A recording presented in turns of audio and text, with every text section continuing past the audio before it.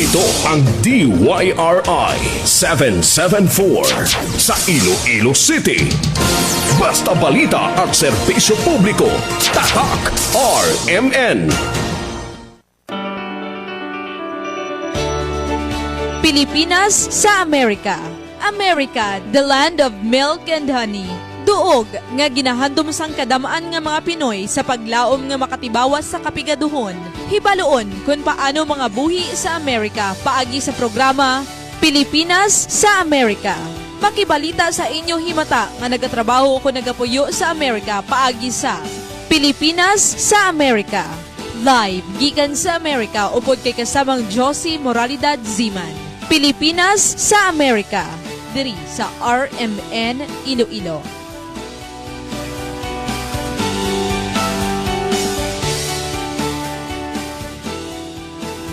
Good morning sa atong matag palamati sang RMN Iloilo Philippines. Good evening diri sa Amerika. Welcome sa programa Pilipinas sa Amerika. Subong adlaw manging kaupod naton ang isa ka businessman, entrepreneur, entertainment producer.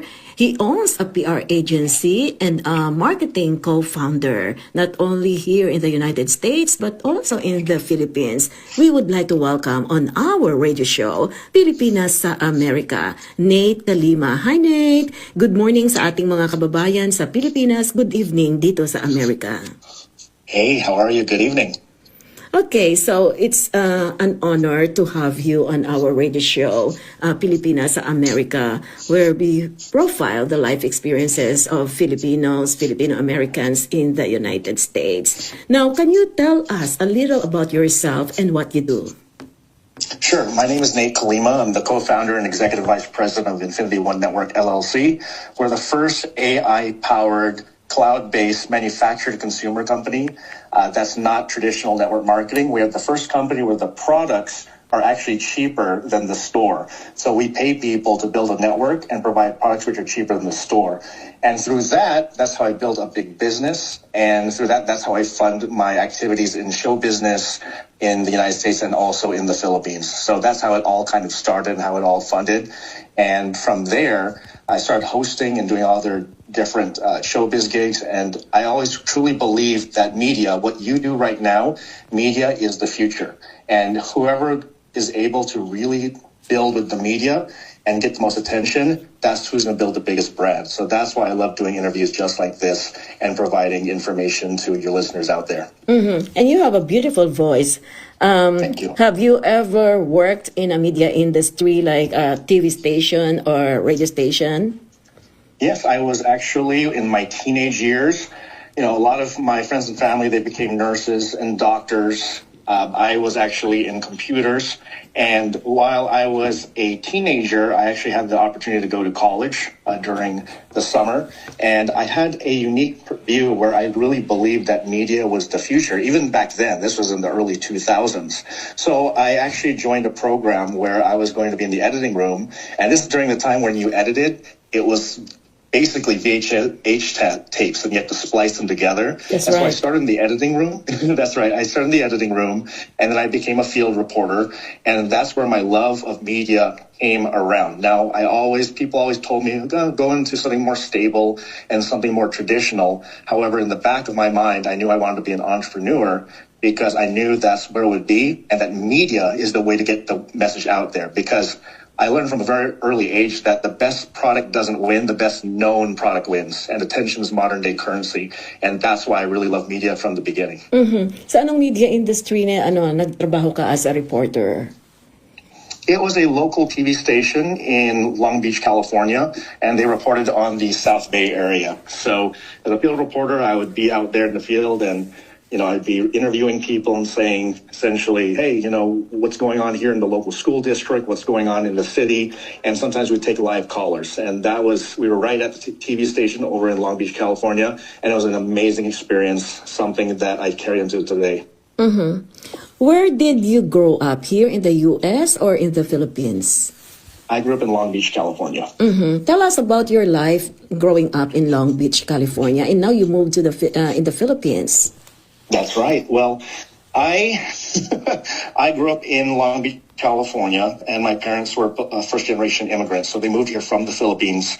And so what happened is that when they moved here from the Philippines, they wanted a better life for us. My dad joined the U.S. Navy. He's a clinical lab scientist. My mother is a dentist who had to retake the boards when she came back here to came over to California, and they worked really, really hard to do what they could.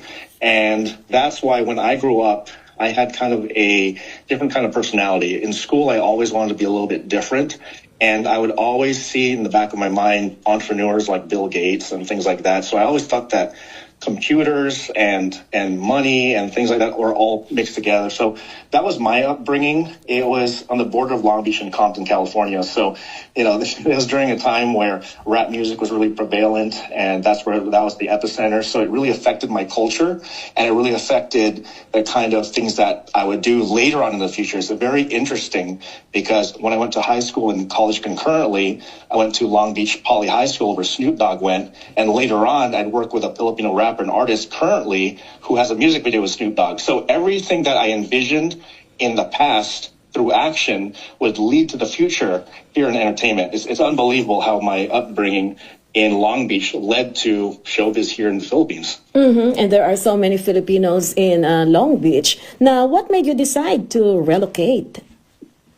Well, what happened was that I was semi-retired for a little bit. I moved to the South, and I got really bored. It's something I recommend. If you're an entrepreneur, never, ever do. Don't stay still, because then you'll just wither away. You got to keep your mind sharp. You got to keep doing things. I went back to Los Angeles after about, I'd say, 2 years of living in the South. And when I moved back to Los Angeles, I had a few offers because people remember me from doing business seminars, and they remember that I was really good in front of the stage. And eventually someone said, "Hey, can you come up on stage and host?" And I had nothing else to do. And I said, "Ladies and gentlemen, welcome to the very first pageant here in Los Angeles, California." And everyone perked up because they never heard a voice like that. Maybe it's because of the media. Maybe it's because I was a field reporter. Maybe it's because of those things when I was younger. And then I realized that many of the pageants weren't really run like a business. It was a lot of creatives, and they needed a lot more organization. So I was able to take some of these events and organize it like I do in my traditional businesses, see how everything is kind of coming in together. And we were able to organize an incredible pageant. And when the live pageant happened, it was coincidentally sending to Miss World Philippines. And I had no idea what Miss World Philippines was at the time. All I knew was Miss America, Miss USA, and Miss Universe. That's all I knew. And nowadays we have so many Filipino pageants, Mrs., everything. Yeah. I didn't realize that, Catriona Gray, our former Miss Universe 2018, used to say it best. I mean, Filipinos love boxing, beauty pageants, and basketball. I did not know about the 3Bs at the time. I did not know how big beauty pageantries were and how much that would have propelled me into moving to the Philippines, getting involved with the community here, and not only getting with the community, but getting involved with the business community, and ultimately settling a life here, living here in the Philippines, and wanting to raise a family here. It's all because of that one chance moment of me saying, yes, I'm going to go to the event. I could have stayed at home. I could have said no. But that just goes to show sometimes you just got to show up and the opportunities come. So are you there in the Philippines for good or for retirement? I'm here permanently. I mean, I don't have really that much. My companies are located there in Miami Beach and in LA. However, for my own personal life, I love my life in the Philippines. Most people don't. For the younger generation, we have a difficult time sometimes in the United States. There's not as much going on. It can get really lonely, and there's not as much activities. Whether in the Philippines, there's so many activities. There's the sense of neighborlyhood, and then you could go around, and even on a Monday night, I can walk in somewhere and it's packed. Where in Los Angeles, that just doesn't exist anymore, unfortunately. So I see it here. Also, the values align with my religious values. I have a girlfriend here who I love very much, and I just couldn't do those things back in the United States because of the kind of cultural differences there is. So I'm much more happier here in the Philippines than I was in the United States. But I still love being an American. I love being an American living in the Philippines. So I guess, you love your culture, you love the people, you love the way life, the lifestyle there in the Philippines. and you have a business in the Philippines.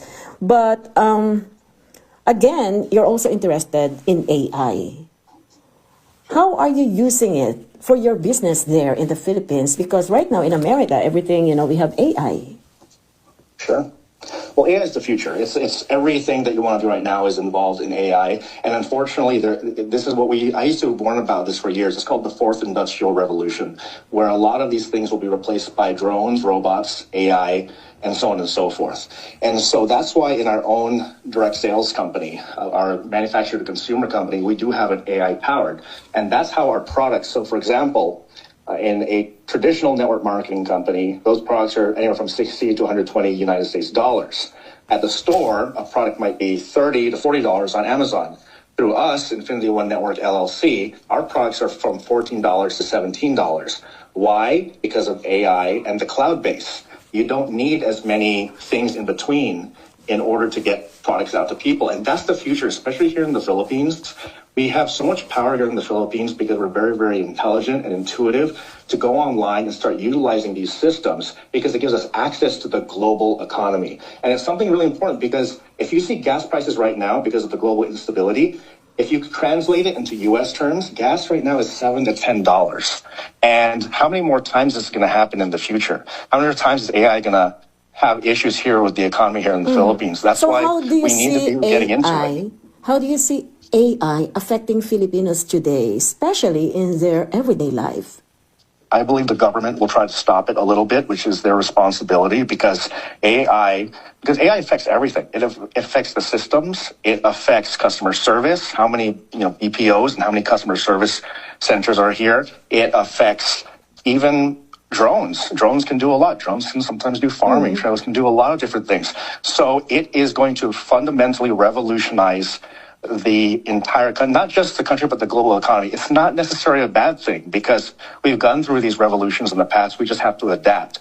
And it's up to the government really to say we want to go full steam ahead or we need to stop it a little bit so that way it allows us to catch up. So AI is pretty much everything right now Do you because it's going think to eliminate great Filipinos efficiencies. are ready to adapt to AI technology? It's all about leadership. The number one thing here is everything rises and falls on leadership.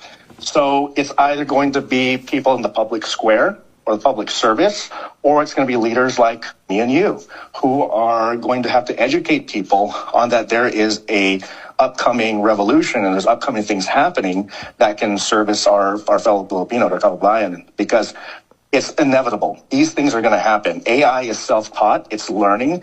And if you remember AI from even just a year ago, 2 years ago, 3 years ago, it has essentially exponentially grown. And so we can't avoid it anymore. So we're just going to get to the point where we're going to have to confront it. Some people worry AI might replace jobs. And in the Philippines, we have a problem in terms of employment. What's your take on that for Filipinos? The answer is it will. That is the sad truth, but it's also an opportunity. Remember, every time that there's a revolution, there is a lot of opportunity there, and that comes back to education and leadership, and also making sure that that education is accessible to Filipinos, because people need to understand that something is coming. It may even make our lives a lot easier, because AI can help automate the things which are usually cost a lot of money, and it may give us a lot more access into the global marketplace, thus propelling us into a higher economic sphere. So it can be a little rough. It can have issues. The fourth industrial revolution is going to do that. And that's where the leadership in the government is going to be really important. And the leadership on the ground is going to be important because we're going to go in the next 5 years. You're going to see a fundamental transformation as more information is out there. And that's probably why they even want to stop AI and blockchain, things like that, because it makes a lot of transparency. That's right. It makes a lot. That's the thing. The moment you put all these documents digital and transparent, you can't fudge the numbers anymore. You can't do those things. And so there's a few self-interest things that are out there. So that's why we want people to be educated and aware. But remember, one young, brilliant Filipino is going to figure something out, and it's going to fundamentally change the country. So look out for that. It's going to happen. That's right. And you know what? Filipinos are very creative. They're very, they always have ideas. And I guess the leaders and the leaders, the government leaders, they should be ready for these advances in technology. Now, what skills should Filipinos focus on to stay competitive in the age of AI? Well, the one thing I actually would say before everything is self-development and personal development, it's the mindset. The one thing that has to be changing is the mindset and the leadership. People ask, why do people move to the United States, even though there's a lot of issues and other social issues happening? It's because they're the top in confidence. If you really look at it, where are some of the biggest companies out there? It's in the United States. It's SpaceX. You have things that have gone to the moon. You have all the big technologies there. So you have some of the best universities there. And really it comes down to what? Leadership and mindset. Because once you have the leadership and mindset, the education comes. And once the education comes, then we can fundamentally transform our society into the next level. So I would say that first. Because once you have the leadership and mindset, every other skill will be enhanced, whether it's medical, whether it's AI and technology, whether it's finance. Once that happens, when you have people who are assertive and strong and confident, that's when we will start dominating all around the world. Mm-hmm. Nate, just listening to you, I think all these government leaders should talk to you now. But anyway, you never know. Yeah, you never know, right? With the advances and everything in the media, what simple AI tools can Filipinos start using even without a tech background? Or do you need to have a tech background to understand AI? No, ChatGPT is probably the most popular. Some people would debate which ones to use. There's several different kinds. For Filipinos, I want people to understand the different AI or different AI prompts, like say ChatGPT or Grok or any of the other ones. Basically, they're all like search engines, like Google or Yahoo a long time ago. The most dominant one, or the Google today, is really ChatGPT. And what that is that all it is that you talk to it like a human being, and it will give you a response like a human being. So the former versions of search, you just input something and it will give you an answer. AI is really simple. All it will do is it'll take the sum of human knowledge on the internet and then give you a cohesive or a strong answer in a way that you can understand. It's like you're talking to someone and it will give you the answer. It can find anything. It can do anything. It can create pictures, whether for good or bad. There's a lot of misinformation out there. There's a lot of things out there. But AI can do a lot of those things. Heck, it can even code. It can even do programming. In the future, a lot of these programming and code and apps will be just using human language. You can just tell it what to do, and it will spit out an app. That is the beauty of it. And the more it becomes easier and accessible, the so-called average Filipino that has access just to a phone and AI will be able to create some marvelous things as long as they have an idea. So you might have someone that just has a phone and AI, they have a brilliant idea and they're in the far reaches of the Philippines and create something incredible just because they can use their own language to create something instead of having to code it and do those kind of things. So there's a remarkable opportunity there as well. Mm-hmm. Do you think AI can help small businesses in the Philippines to grow faster? Oh, absolutely. Because with having the sum of human knowledge, you can ask it anything. How can I create a better marketing prompt? Say you make an advertising or an ad about, remember, what did we say in the very beginning? The best product doesn't win, the best known product wins. And so at ChatGPT, all these AIs can help you create more attention toward your business. Maybe you have inefficiencies in your accounting or inefficiencies in your payroll or inefficiencies in what products are being used. Well, AI can be able to do that. Say, hey, this product isn't really selling. Maybe you should switch it out. Maybe you need to advertise more. And it'll be all in a language that you can understand. That's what AI does. It creates it in a language that so-called normal people can understand. And when you boil it down to that, that's what's going to help the small businesses, because now they can get an answer right away. Is there a caveat to that? Yes, because it can take jobs away from people who are typically consultants or people who are graphic designers. That's right. Because now they can create. There's definitely a plus and a negative to it. There's a positive and a negative. However, with every industrial revolution, it's people who adapt. I don't believe that the graphic designer will go away. What I believe is that it will shift to the graphic designer who knows when to use AI and when to use their own knowledge and to use their own personal skills.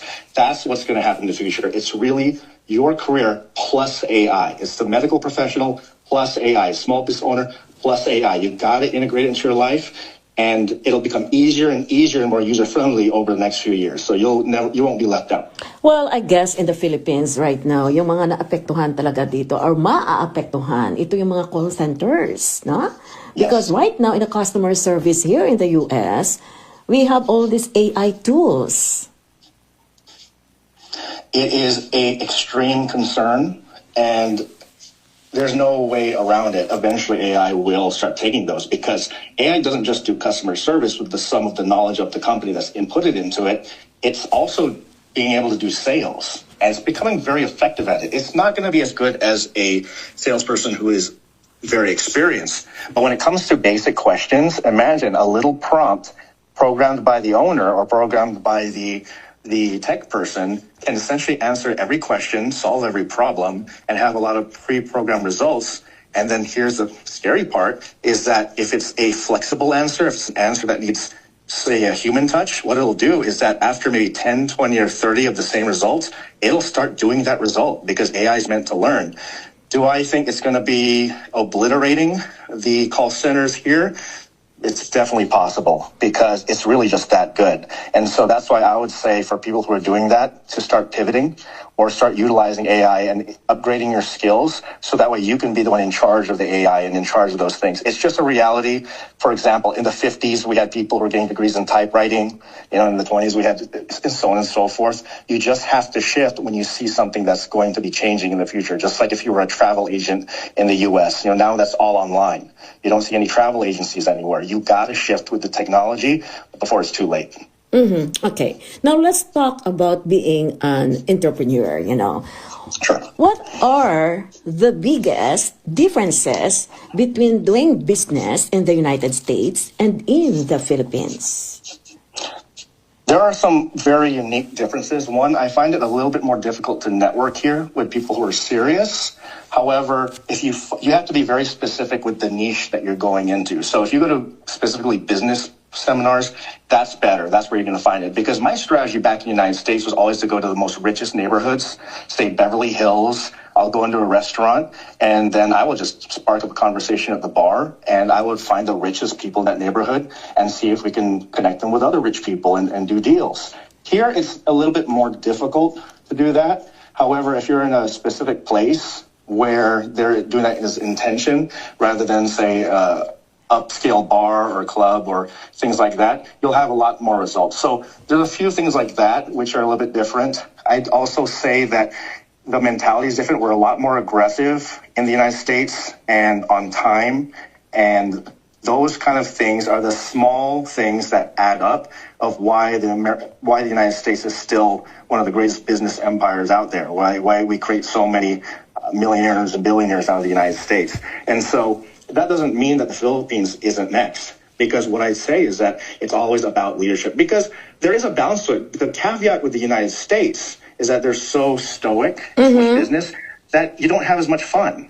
I mean, I like doing business in the United States, but my life is so much better in the Philippines. My personal life, my mental health. What's the point of all this business if your mental health is down the drain? And so when I'm here in the Philippines, there has to be a bit of a balance. So I do take some of that leadership that I've learned in the United States, and I do it here. If I'd rather be living in the United States right now or the Philippines, definitely the Philippines. Yeah. Now, many Filipinos are hesitant to start because of capital. What advice can you give them? Because, we Filipinos, we always think, magkano ba yung tutubuin ko dito? Magkano ba yung kikitain ko dito? Can you say that one word again? Did you say what? Capital. Capital. Yes. Well, I'll say this. My mentor's mentor is a guy named Grant Cardone. And they have a show called Undercover Billionaires. An incredible show. It was originally on Discovery. I don't know where it is now. But they took 3 billionaires. And those 3 billionaires would have to drop somewhere in the world, or in the United States, with nothing. And they had to create $1 million company in 90 days. If I could summarize that show up, the answer was always to find, if you have a great idea, remember, if you want to be rich, find a problem and solve it. The bigger the size of the problem you can solve, the bigger the paycheck. And all they did was partner with someone who already had money. And those 2 guys came together and they were able to build a big business. Sometimes all you need is really, you don't actually need a lot of capital to make money. You need to just be creative. And once you're creative, you have a good idea, find someone that you can partner with and build up something big. So that's part of the leadership training that we want to do and the personal development training you want to do, because you can take someone that really has nothing or have no capital and really build it up. Now, it's different if they want to do it themselves. Then they're going to have to pull into their own capital and be creative. But the amount of capital is also in relation to your amount of desire and belief. The bigger that you believe, the faster you're going to have success, because you're immune to people who don't have who have opinions of things that they don't even have. Nabatian ang first part sang ato nga interview sa Filipino-American businessman nga si Nate Calima. Next week ato naman nga ipabati ang second part sang interview diri gihapon sa programa Pilipinas sa Amerika. Ining inyo nga alagad, Josie Moralidad Zayman, Tatak RMN. Pilipinas sa Amerika. America, the land of milk and honey. Duog nga ginahandom sang kadamaan nga mga Pinoy sa paglaom nga makatibawas sa kapigaduhon. Hibaloon kung paano mga buhi sa Amerika paagi sa programa Pilipinas sa Amerika. Makibalita sa inyo himata nga nagatrabaho o nagapuyo sa Amerika paagi sa Pilipinas sa Amerika. Live gikan sa Amerika upod kay kasamang Josie Moralidad Ziman. Pilipinas sa Amerika. Diri sa RMN Iloilo.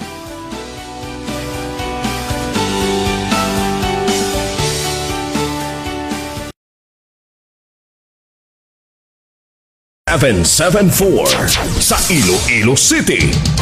Basta balita at serbisyo publiko. Tatak RMN. Pilipinas sa Amerika. America, the land of milk and honey. Duog nga ginahandom sang kadamaan nga mga Pinoy sa paglaom nga makatibawas sa kapigaduhon. Hibaloon kung paano mga buhi sa Amerika paagi sa programa Pilipinas sa Amerika. Makibalita sa inyo himata nga nagatrabaho o nagapuyo sa Amerika paagi sa Pilipinas sa Amerika. Live gikan sa Amerika upod kay kasamang Josie Moralidad Ziman. Pilipinas sa Amerika. Diri sa RMN Iloilo.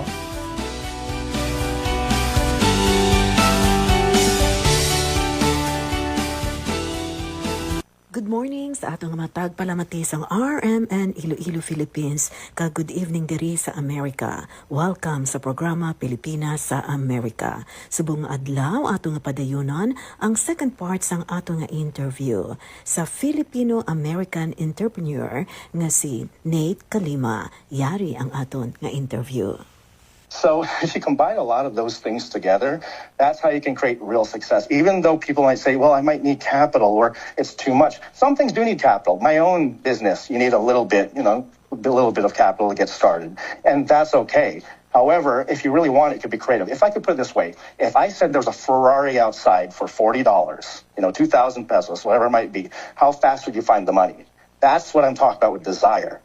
If you really want it, really believe in it, then you'll be able to find the capital. You'll find any way to get it done. Mm-hmm. In your own opinion, can Filipino entrepreneurs compete globally? Yes.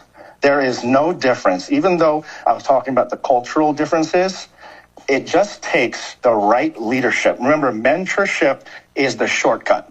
It really is. Mentorship and leadership is the shortcut. Whether you pay for it or if someone offers their advice and their mentorship for free, it's just a matter of having the right people start it. There's an old story from a guy named Roger Bannister. And Roger Bannister was a person who did the 4-minute mile. Everyone said it was impossible. But suddenly, after Roger Bannister did it, 1,000 people were able to do the 4-minute mile. What changed? It was a mindset. So the number one thing I always go back to is mentorship, leadership. And if you do mentorship and leadership, others will follow. And let's go from a moral standpoint. I remember I was sitting at a restaurant and they were trying to tell me to go to this one place. And I said, I don't go anywhere without telling my girlfriend. Ariane, I don't do that. And they said, no, just don't tell your girlfriend. And I said, no, I'm going to tell her. And then the other person was like, maybe you should tell her. See, that's called leadership. That's insisting your values. That's insisting the right way to do it. And others will follow. So in everything you do, it's all about leadership. That's what can set the future. And any Filipino can do that because leadership's not a title. It's when you decide to be a leader. Now, what advantage do Filipinos have compared to others? I believe that we are hardy, that we have proven it by surviving all over the world, that no matter what country you're in, you're going to find Filipinos doing some sort of work, doing something, whether it be in labor or in white collar, it doesn't matter. We're a highly adaptable people, and if you combine that with strong leadership skills, there is no reason why we can't be at the top of the food chain, why we can't be dominating all over the world. And you're seeing that, though. You're seeing as Filipinos in the United States start to get some of that confidence and leadership skills going up in public service and doing those kind of things. And now they're bringing it back here to the Philippines. I mean, that's the cool thing about the Philippines is that we are a melting pot of a lot of different cultures over the years, and we take the best out of it and make it our own. And that's what's so unbelievable. And I'd say, I dare to predict in the next generation or two, you're starting to see better politicians, you're starting to see better leadership because of the internet, because of all these things going on. And I would say that hardiness will give us a clear advantage because we can do pretty much everything. I mean, we're multifaceted, whether it's entertainment, whether it's business, whether it's education, whether it's medical. And that's going to be the blueprint for the future. As a Filipino American, what did you learn from your parents about leadership? Well, not just leadership, I'd say, and it's not just from my parents. You learn from a lot of people what to do and also what not to do. That is very, very important. You learn exactly the things that have worked for them and what's not worked for them. And that's the thing. When you look at my parents, they were in a very traditional path. They looked at medical. My dad was in the military. My mom is also in medical. And that wasn't the path I wanted. But the best thing about it is that eventually they let me do what I needed to do to flourish because most of my family are doctors and nurses. I'm the entrepreneur in the family. And essentially, they showed me one path and they gave me the ability to choose my path instead of forcing it upon me. And that's a big part of leadership is learning to let go. Did you have mentors or people who helped you along the way that you are grateful? In the very beginning, not really. However, I had what we call far away mentors. I would listen to people like Jim Rohn, and he would teach me stuff like you are the sum average of the people you closely associate yourself with. Some people you're spending 5 minutes with, you really should be spending 5 hours with. Some people you're spending 5 hours with, you really should be spending 5 minutes with. What's the difference between discipline and regret? Discipline weighs ounces while regret weighs tons. Those are the kind of mentorship I learned very early on that I'm very grateful for because the more I took into my life, I did something called the compound effect. It's, for example, when I do personal development, maybe it won't affect me today, but it does affect my choices 6 months from now, a year from now. It affects my choices in a partner. It affects my choices in business. And for example, if you do 2 laps a day, it may not do anything today, but if you do 2 laps a day for 30 days, what's going to happen? You're going to get fit. And so the ability to be persistent and consistent and do those kind of things, that's what allows you to get to your final form. And you're going to be able to make a leapfrog from other people, or you're going to go much more beyond other people if you commit to personal development. So I'd say my first big faraway mentor would be Jim Rohn. And then from there, I learned from many other mentors. And now with the internet, you can find so many incredible mentors. And I myself offer myself as a consultant and a mentor to other people. And I hope to make a very big impact here in the Philippines and take that knowledge and all the mistakes I've made, because mistakes are a mentor too. And I can show people how to avoid those mistakes. What special skills do you think should Filipinos have in order to compete internationally? I would say that if you're looking from a technical standpoint, of course, we've been talking about AI and those kind of things, but I would just say mastering being with people and mastering conversation and mastering the way to articulate, because we do have an advantage that most of us are multilingual, whether it's Filipino or language being Tagalog or Ilonggo or whatever it might be, and mastering dealing with different cultures, because we're about to be a global economy. And Philippines are built for being global, and we're built to adapt to any situation, and we're built for multiple languages. We are actually the perfect example of people that can go far. So that's what I would say, is to focus on learning those skills by, once again, I'm going back to it because it's really basic. You got to get a mentor. You got to get leadership skills. Why? Because that will determine your attitude. And sometimes attitude is the first step. It's the foundation. The personal development is a foundation for you to make the right choices in whatever career you want to do. That's really a big thing, because once you understand people, you can master the world. Mm-hmm. How important it is, what you called as networking and community for Filipino entrepreneurs? Oh, networking is everything. This is the thing I would say, is that if you can get the skills and get over the fear of rejection, you can have whatever you want. Really. If I went out onto the streets here in Bonifacio Global City and I talk to 100 people, I'll find what I'm looking for. The key is that we think too much about our own ego. And ego is not necessarily a bad thing, but we think too much that other people think they care. But, this is why I see, especially in our own communities, not just our own community, but you see a lot of passive aggressive posts on Facebook for no reason. It doesn't really do anything. The key is how to get over that is just to be more successful and to network more. Because if remember, you are the sum average of the 5 people that you closely associate yourself with. If 4 of them are bums, you're going to be the 5th bum or the 6th bum. If you want to add one rich person, and here's the thing, the rich person will usually not criticize you for wanting to be better. That is a myth. If they're a good rich person anyway. And here's the thing, how do you know if you're doing something bad? If that rich person doesn't want to associate with you anymore. And you might be thinking, well, I can't associate. I was just talking to someone that was mentoring. Said, well, I wanted to get ready to talk to you, Nate. No. Part of that is that confidence that I'm talking about, and part of that networking. Everything I've done is because of networking. If I didn't network, I wouldn't have been at those pageants. I wouldn't have been a producer of these pageants. Those pageants wouldn't have led me to all of these artists. All these artists wouldn't have introduced me to these celebrities. And you see the kind of projects I'm doing now. It's because networking is not just networking. It's not just for you. Networking is also for you to get 2 people together. So, for example, I have my friend C. True. He did the music video with Snoop Dogg and DMX. I introduced him to the royal family of Cambodia, in the one in LA.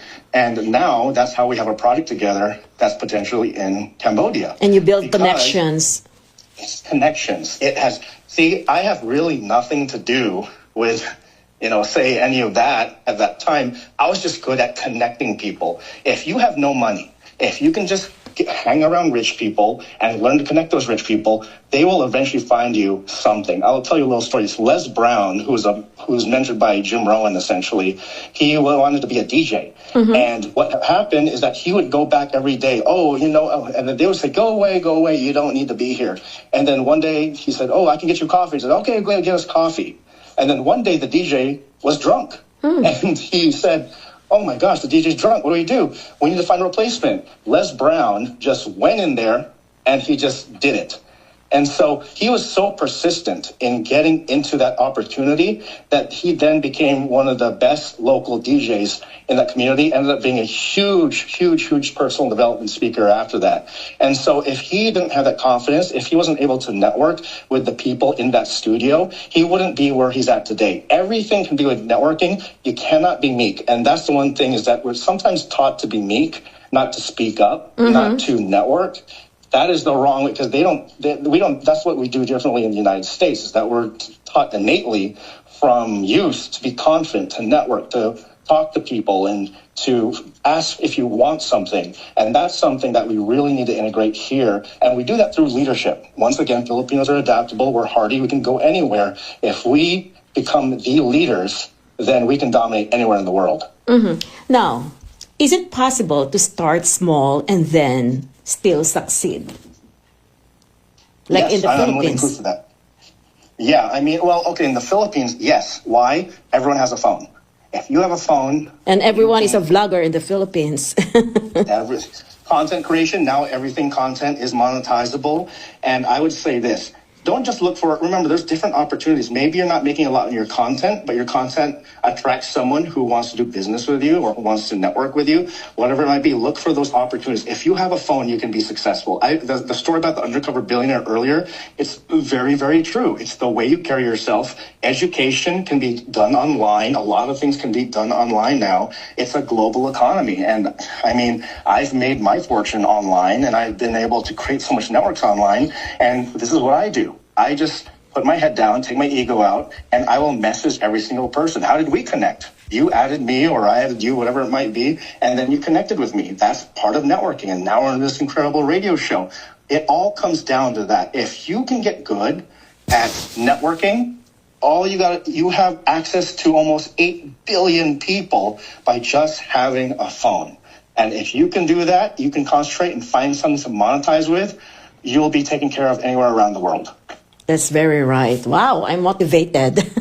Now, let's talk about your involvement with these pageants in the Philippines. Sure. You know, again, you're known as an entrepreneur, but at the same time, you know, pageant, you hosted, you organized. How did you get into that business, pageant business? Of course, you did the networking and connections. But what motivated you to be an organizer for a pageant? Sure.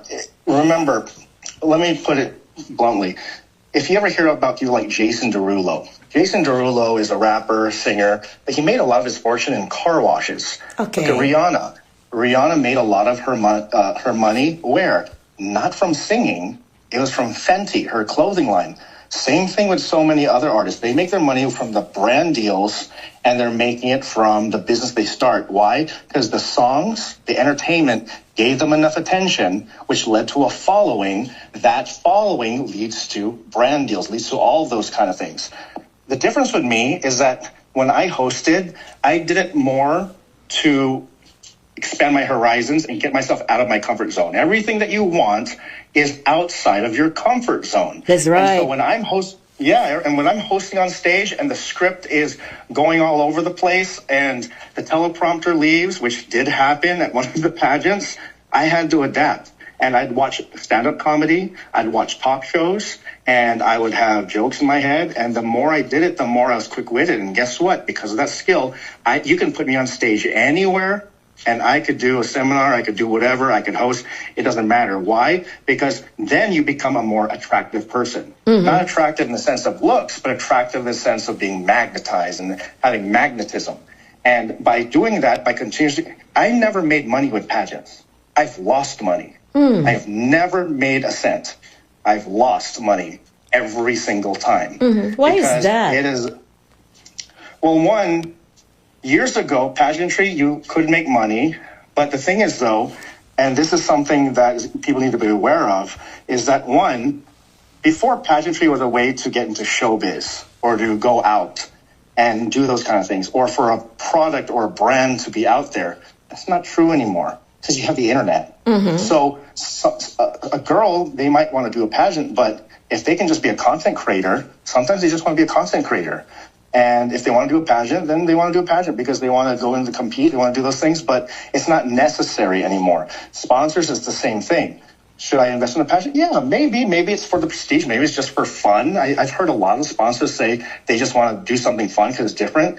But a lot of times, I'd rather put my money into Facebook advertising. That's right. Or any other. Yeah. Mm-hmm. So that's the thing. And also, after a while, so many people are starting their own pageants.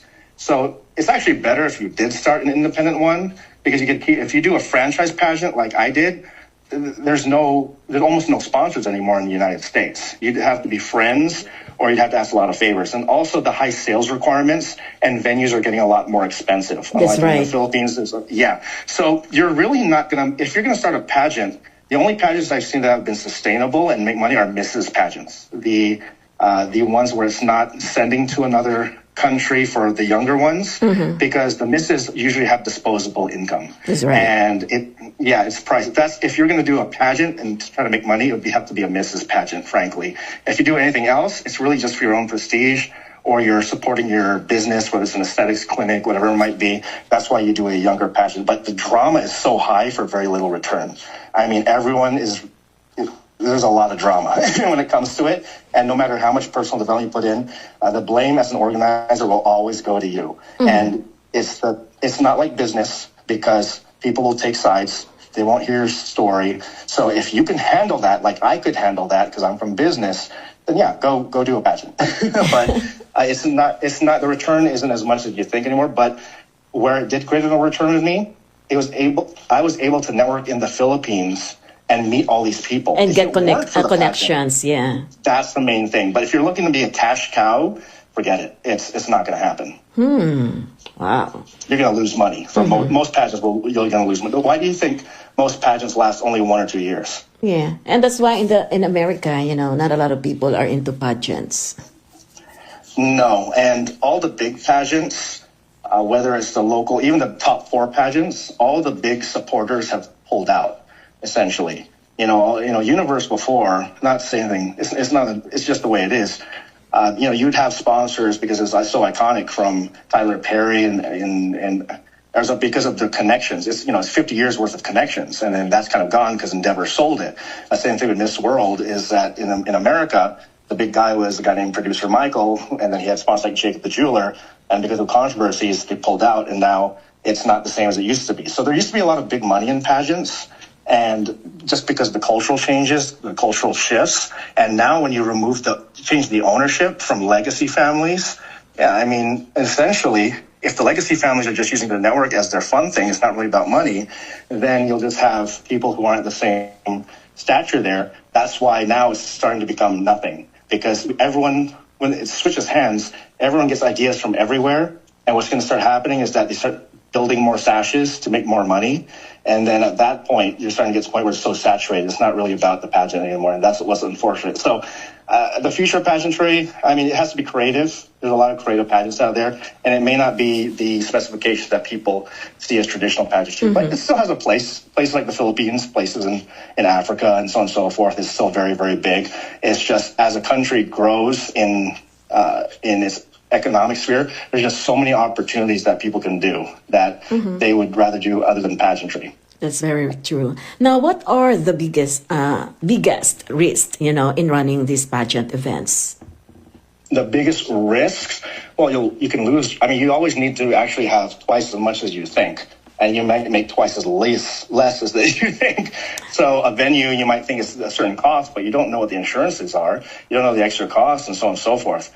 And remember, everyone's nice until they start not qualifying. That's right. And so you need to be so hardy, because if you don't have a strong constitution, if you're not mentally prepared, people will make fake profiles. They'll do this. They'll attack you. They'll say it's rigged. Every pageant's rigged, according to everybody. And even people who aren't in business or personal development, they'll take sides of their favorite candidates, even if they're franchisees.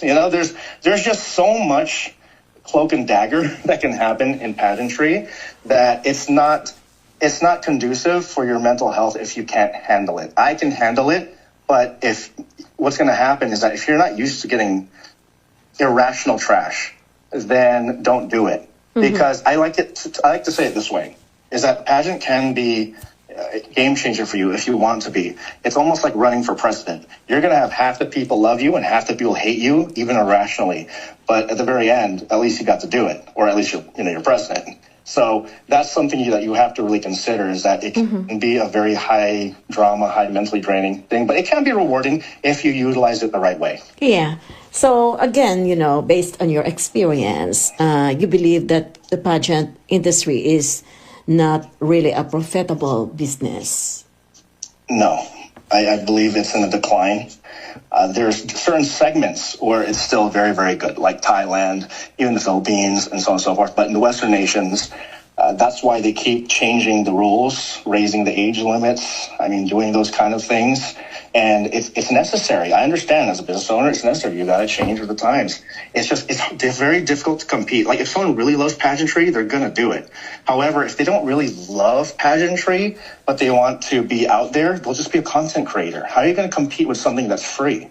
It's just really, really difficult when if they want to be a star, so much stuff is accessible now, and they don't have to go through competing. They don't have to go through finding sponsors. They don't have to spend a ton of money to you may not even win. So that's where it is now. But places like Philippines, Thailand, certain other places, yeah, it's still big. But others, it's not anymore, especially with all the business issues going on in pageants. That's why national directors keep changing, why all these things keep changing. It's something that just continues to happen. And that's okay. That's part of the evolution of it. And someone's going to figure out something really cool and be on top. It's just the way it is. In your case, how do you attract sponsors and supporters for your events? You know, not only for that pageants that, of course, you don't want to go back to that kind of business. Sure. Well, in anything I do, I am a connector. I will cold call. And to me, a cold call isn't really a cold call, especially if, so for example, it's a pageant. I'm like, hey, this is Nate Calima. I know you're a local business here. I'm actually running this event, and I just wanted to see if I could connect with you. If not, no problem. So that's the reason why I was unstoppable, why I'm bulletproof, is that even if, say, community would say talk bad, talk trash, it happens. Remember, if no one's talking trash about you, you're not doing anything. You need to have that happening. That's just, if you want to please everyone, just sell ice cream. But if you want to make a difference, you're going to have, I mean, look at any of your favorite celebrities or public figures online. You'll find something on them. Even if it's not true, it doesn't matter. Someone will always try to attack the biggest target. How I was able to get around that is that I network faster than anyone else out there. Really, I just network. If one group says, oh, I don't know if we can work with you, then I will quickly call another group, and I'll call every single one of them until someone answers. And then we'll get a sponsorship, or we'll get a deal, or we'll get a new connection or new allies. The thing is, you can't out-network me. That's the thing. And because all it is free. It's a call, it's a voice, it's finding someone online and messaging whoever will message you and talk to you back. Yeah. Now, last question. How do you handle failure or setbacks? Oh, well, setback is right there for a comeback. And so essentially, I don't ever look at a failure as a huge setback. I see it as a learning experience. The only time you really fail is if you stop going. And part of that is, once again, everything I've talked about, personal development, self-development, learning about the emotional roller coaster. If you learn self-development and you have a really strong circle, then you'll be able to weather any sort. I mean, there was times where even, regardless of the politics, the current president has one moment where he was negative, what is it, like $1 billion or something. And he once had a famous quote where he said, the homeless guy down the street has more money than me right now.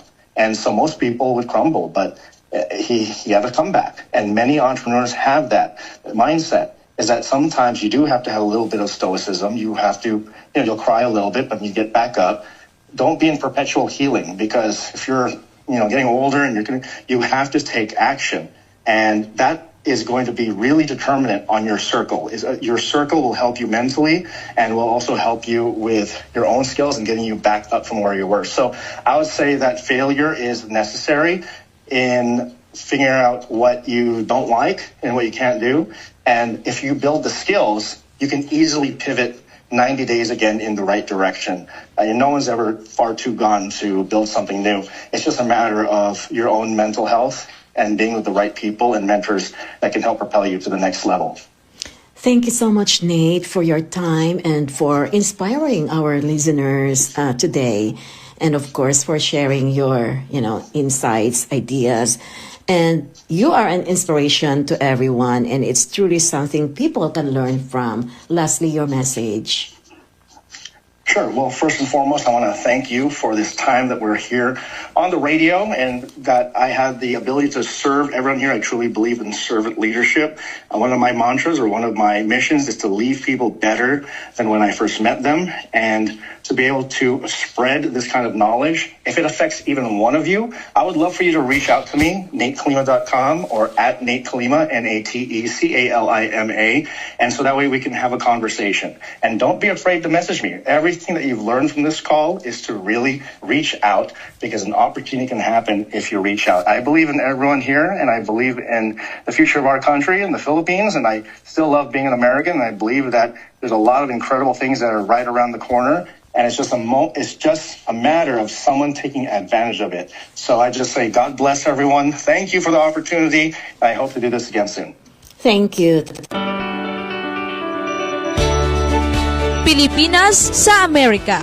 America, the land of milk and honey. Duog nga ginahandom sang kadamaan nga mga Pinoy sa paglaom nga makatibawas sa kapigaduhon. Hibaloon kung paano mga buhi sa Amerika paagi sa programa Pilipinas sa Amerika. Makibalita sa inyo himata nga nagatrabaho o nagapuyo sa Amerika paagi sa Pilipinas sa Amerika. Live gikan sa Amerika upod kay kasamang Josie Moralidad Ziman. Pilipinas sa Amerika. Diri sa RMN Iloilo.